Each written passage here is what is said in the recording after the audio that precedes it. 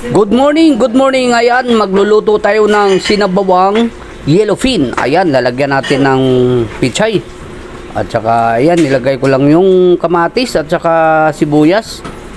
Ayan, pinakuluan muna natin ng tubig. At saka, nalagay natin yung salmon. Ayun. At saka, pichay. Ayun. Maluluto na to, malapit lang maluto. At saka, mabilis lang maluto yung ating salmon. Ayan guys, titikman na natin yung ating sinabawan. Wow! Ayos! Ang sarap! Huwag nating kalimutan guys, like and share ang ating mga videos.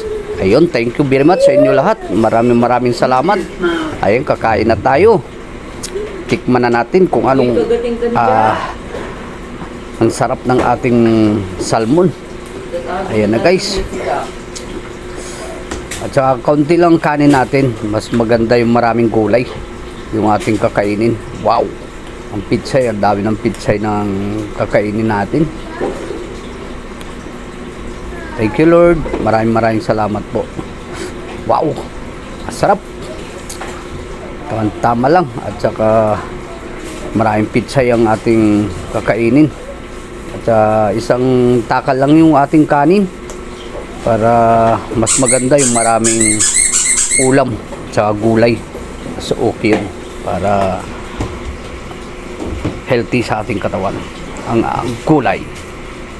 Wow, sarap.